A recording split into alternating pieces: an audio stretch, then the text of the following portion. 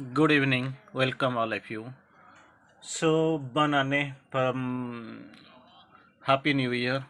Actually, we are in the zero night. It is going to begin from right after couple of minutes. So this evening we are going to start the topic that is, O Son of Immortality, live according to God. So that is the topic of discussion right now. We are going to take care, and of course, this is the beginning of the zero night. After a couple of hours, we'll find the advent of the great new year. So we must be ready to salute the advent of the truth in the form of the new year. We must be prepared in ourselves, prepared ourselves. We must prepare ourselves. We must be prepared in ourselves to welcome the new year, and that preparation is necessary, and we must be worthy also to be grateful to the Mother and Sri Aurobindo. So here with the topic we are going to take for discussion, it is from Third Sand Aphorisms. Sri Aurobindo has quoted on 129, of course. O son of immortality, live not thou according to nature, but according to God. So because one line I can quote from Sri Aurobindo's Savitri. That's what we know. Nature does most in him, God the highest. So nature has got its limitation, and live not. Though for that it is necessary. What is actually beyond the scope of human being, that is the higher things can be fulfilled, accomplished by nature. But thing is that it is not enough, because after where nature ceases, the process of nature actually ceases. Where nature really stops, there starts the work of really of the God. So, O son of immortality, live not thou according to nature, but according to God, and compel her. Her means, I mean, here nature also, to live according to the deity within thee. That's what your nature must be led, prepared to accept the deity, the divine spark within thee. That must be, you just compel her. Against your in the course beautifully, live according to nature. Very interestingly, we'll see, live according to nature runs the maxim of the West. Live according to nature runs the maxim of the West, but according to what nature, the nature of the body, or nature of which exceeds the body, the first we are to determine where really we want and which one to follow. That is the topic, that is the great thing we must take care of. Live according to nature runs the maxim of the West. But according to what natures, here in the questions, are the nature of the body or nature which exceeds the body, that first we ought to determine. So we have to decide the which nature we will obey, and how we have to live, and what really we have to accept, and which law we have to obey. And again we have seen the law of is a process or a formula here in the course. Law is a process or a formula, but the soul is the user of process and exceeds the formula. So soul is above all. It is not bound, no binding impact of the nature on the soul. The law is a process or a formula. So this soul is the user of process and exceeds the formulas. It is totally beyond all, above all. So according, we'll go again one more step ahead. The most binding law of nature is only a fixed process which the Lord of nature has framed. Very interesting, very sequential manner Sri Aurobindo has quoted and tried to explain in a very bright, beautiful way. The most binding law of nature is only a fixed process which the Lord of nature has framed and uses constantly. The Lord of nature has framed and uses constantly. Then above, after nature comes the spirit. The spirit made it, and the spirit can exceed it. because he is totally beyond this law, process, binding, nature, everything. So the spirit made it and the spirit can exceed it, but we must first open the doors of our prison house. We must condition is that we must first open the doors of our prison house and learn to live less in nature than in the spirit. Naturally, this is a great topic, great things Sri Aurobindo has quoted. It is required, nature is there, but thing is that spirit is a great thing. It is totally beyond nature. Spirit can has made it and the spirit can exceed it, but first we must be open the doors to the of our prison house. Here in the course it is the prison house. We must open the doors of the prison house and learn to live less in nature than in spirit. So the summary, spirit is more important for us, and the only importance we can provide to the spirit and live according to the law and of course the guidance of the spirit. Again, Sri Aurobindo has gone little bit forward. Sri Aurobindo quoted here, fate is what is that? Fate is God's knowledge outside space and time. Great sentence, great things Sri Aurobindo has quoted. Fate is God's knowledge outside space and time of all that in the space and time. Now, whatever is the mind is confined to space and time, but it is beyond. It is a foreknowledge, God's foreknowledge outside space and time. Shall it happen? What he has foreseen, power and necessity work out by the conflict of the forces. Really, the thing what really it is great, what he really has foreseen. I mean, here God still in the course. What he has foreseen, power and necessity work out by the conflict of the forces. Power and necessity, these are coming from the conflict of the forces. But thing is that God's knowledge is supreme. It works outside the space and time. Against your in the courts, because God has willed and foreseen everything. Willed and foreseen everything. Thou shouldst not therefore be inactive. He has seen, he has sent you, he has designed. Everything is actually his own idea and of course own designing. So therefore you should not see therefore sit inactive and wait upon his providence. For thy action is one of his chief effective forces. Whatever you act, your actions are one of his chief executive forces. On up then and be doing, up then never sleep, up then and be doing, not with egoism but with circumstances, instrument and apparent cause of events that he has predetermined. So don't sit in action. You rise up, start doing, not without egoism, but as the you do as the circumstance, instrument, and apparent cause of the event that he has predetermined. So the great thing, so inaction is totally not required.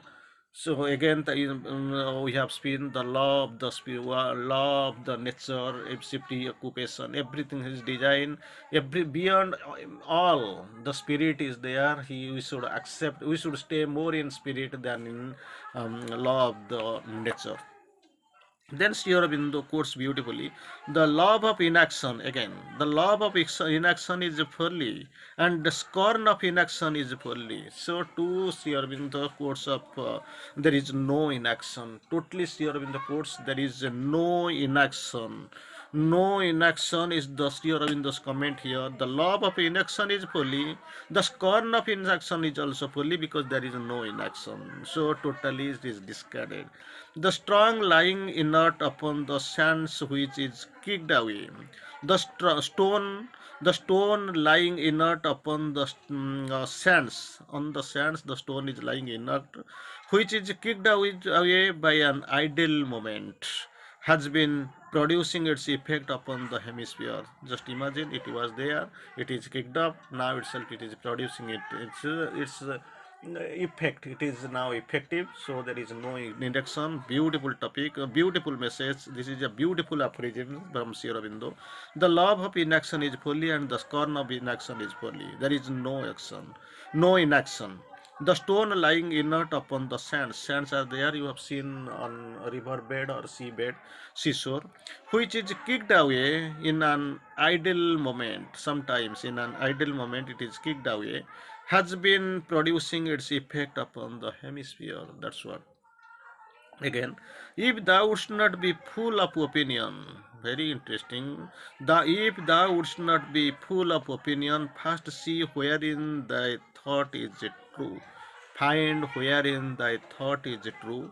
Then study where it is its opposite and a contradiction is true. If do you don't be want to don't actually don't want to be full of opinion, then you have to do. First, you have to see wherein the thought is true.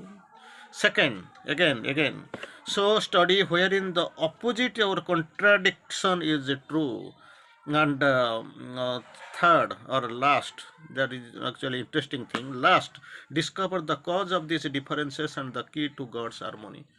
So imagine if you can do all these three things, naturally you will be full of your opinion, because you don't know, simply you are lying or you are guessing or you are passing a wrong remark. That's what Sri Aurobindo has quoted. You have to, if you would not be the full of opinion, three things you must do. First, see wherein thy thought is true, then study.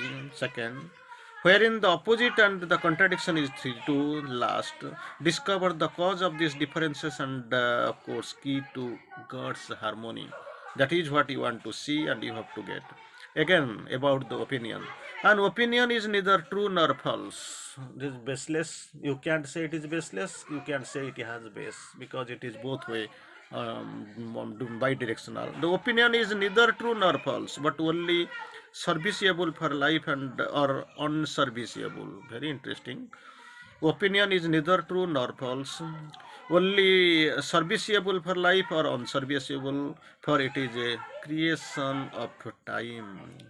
You must be very much aware that it is the creation of the time, and with time it loses effect and value. Rise thou above the opinion and seek wisdom everlasting. So this opinion, this is actually temporary process, so you have to rise above the opinion. It may be serviceable, not serviceable, it may be true, it may not be true. So it is the creation of time. With time it loses its effect and value. For that, what we have to do? Rise above opinion and seek wisdom everlasting. We seek the opinion which is really everlasting. Then we can go to number 1 to 4. Often use opinion for life. Naturally, sometimes required. If you use opinion for life, but let her not bind thy soul in her fetters. Let it drive, but actually don't be blinded. Don't bind thy soul in her fetters. That is very important. So let use opinion for life. Sometimes it is serviceable, sometimes or maybe serviceable, maybe unserviceable, maybe true, maybe false. Use it, no problem, but don't let her not bind thy soul in her fetters. Then next one we are going, every law we know, every law, however embracing or tyrannous. Any law, every law, however embracing or tyrannous, meets somewhere a country law by which its operation can be checked, modified, annulled, or eluded. So everything is changeable in this formal process, we must know. Even law, however embracing or tyrannous, meets somewhere a contrary law. Law that a contrary law is met with, by which its operation can be checked. Law and the contrary law, its operation can be checked, modified, annulled, or eluded. So now we are jumping up to 132. When I knew nothing, then I abhorred the criminal. When I knew nothing, then I abhorred the criminal, sinful and impure. When I knew nothing, I abhorred the criminal, sinful and impure. Being myself full of crime, sin and impurity, But when I was cleansed, my eyes, these are things when I was unclean, I knew nothing. So when I knew nothing, I abhorred the criminal, sinful, and impure. Being myself full of crime, sin, and impurity, being full myself full of crime, sin, and impurity. But when I was cleansed, my eyes only unsealed, then I come out of this bondage. Then what happened? Then I bowed down in my spirit before the thief and the murderer, and adored the feet of the harlot. That's what. When I was ignorant, I did not know. I heard that relation. When I got up, I cleaned myself. I bowed down in my spirit before the thief, the murderer, and the adored the feet of the harlot even.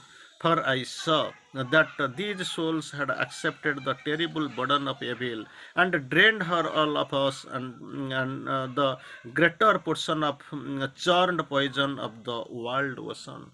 They are packed with sin. They have already churned poison of the world poison. So when I was in evil, I was in darkness. I was unknown. I was not knowing. Then okay, that person was there. But when I could be able to know, I got cleansed. Then I adored the feet of the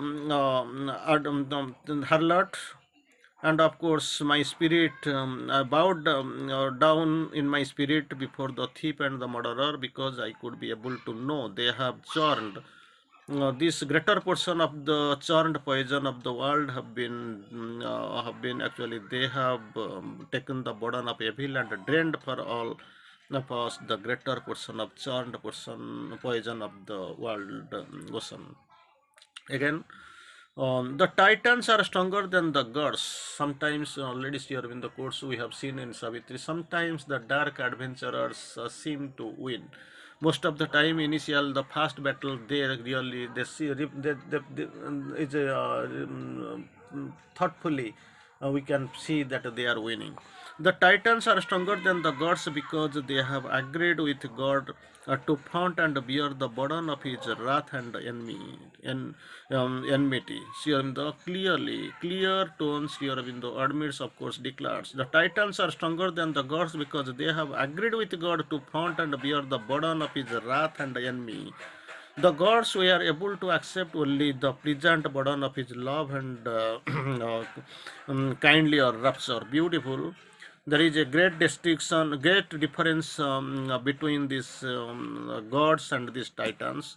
Sri Aurobindo course in a open remark, it is Sri Aurobindo's open remarks. Sri Aurobindo course viewed nicely. The titans are stronger than the gods because they have agreed with God to front and bear the burden of his wrath and enmity. But on the contrary, gods are able to accept only the pleasant burden. Titans are bearing the wrath and enmity, burden of his wrath and enmity. But here, the pleasant burden of his love and kindlier rapture is being accepted, borne by the gods. For that, Sri Aurobindo feels and declares they are superior. They are actually more stronger. 134 we are going. When thou art able to see how necessary the suffering to final delight. When thou art able to see how necessary is suffering to final delight, failure to utter effectiveness, retardations to the last rapidity, then thou mayst begin to understand something, however faintly and dimly, God's working. How you will know and understand the God's working. That is a beautiful expression from Sri Aurobindo. When thou art able to see how necessary is suffering, how necessary is suffering to final delight, necessity of suffering to final delight, failure to utter effectiveness, and of course, retardations to the last rapidity. Then you must begin to understand something, however faintly or dimly. You can understand something, but however faintly and dimly, the God's working really, how really the God works. Again, towards another concluding portion we are going right now. All disease means towards some new joy of health. Sometimes we know God's wrath, we claim this is poison, this is sin. Still in the courts, all disease means towards some new joy of health. All evil and pain a turning nature for some more intense bliss and good. Then we can find all death. First, in the course, all disease. Second, evil and pain. Third, in the course, of course, all death is opening on widest immortality. Why and how this should be so is God's secret, which only the soul purified of egoism can penetrate. Nothing can know, only the soul can penetrate and know. So beautiful message, I want to quote it again. All disease a means towards some new joy of life, health, and evil and pain a turning of nature to some more intense bliss and good. All death and opening on widest immortality. So why these are things? The first one is from first one. These first one are taking carrying forward to the very royalty, very blissful atmosphere. Why and how should be so is God's secret. It is the secret planning, secret will of the God. Only the soul purified of egoism, the soul that is purified of egoism can penetrate and know, otherwise no way we can be able to know. So this is the great topic. Really, we have come forward towards a great description. It is actually tremendous feeling while we were discussing some points like the difference between Titan and the God, about action and inaction, about the spirit and the nature, about according the rules and the regulations what has been sarcastically kept before us, about which one we have to feel, either natures or to the God. There Sri Aurobindo categorically and characteristically and clearly says, O son of immortality, live according to God, not according to the nature. Vande Matram.